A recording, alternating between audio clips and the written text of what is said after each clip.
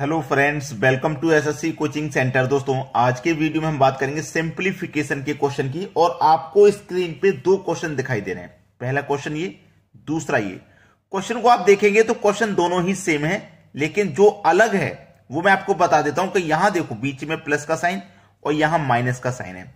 जब ये sign change होता है तो प्रश्न को करने का तरीका भी चेंज हो जाता है पूरा। ठीक है, देखो यहां पे 7 + 5, 7 - 5, यहां भी प्लस यहां भी माइनस। संख्याओं में कोई अंतर नहीं। ठीक है, अंतर है तो इन दोनों संख्याओं को जो बीच में जोड़ने वाली संख्या है, यहां प्लस है और यहां पे माइनस का साइन है।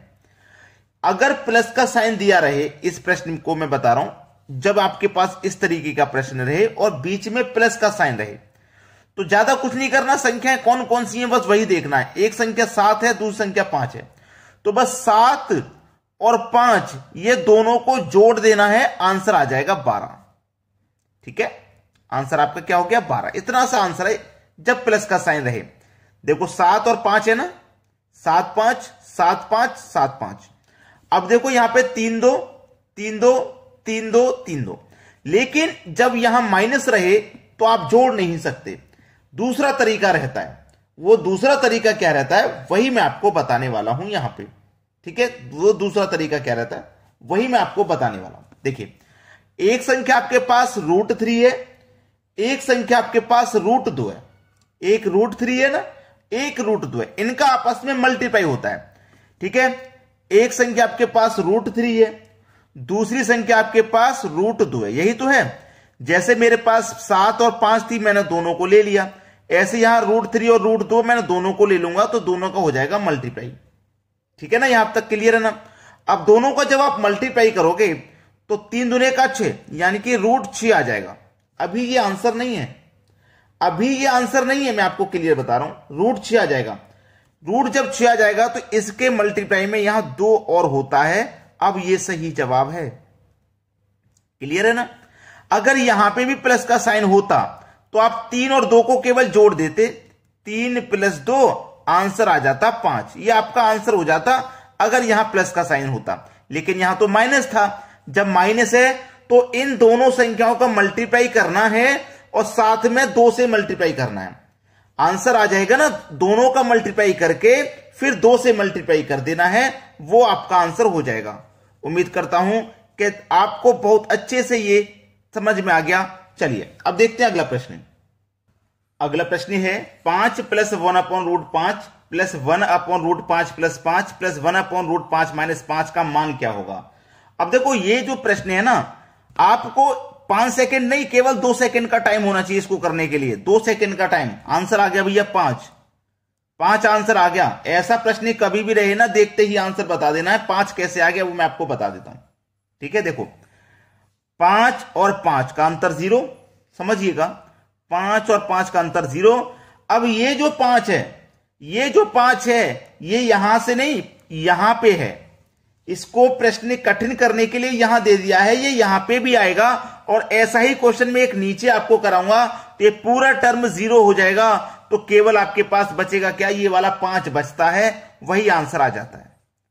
ये वाला 5 बचता है केवल और वही आंसर हो जाता है, बाद बाकी का टर्म 0 हो जाता है। अब देखेंगे अगला सवाल। अब देखिए अगला सवाल है 2 + √2 + 1/√2।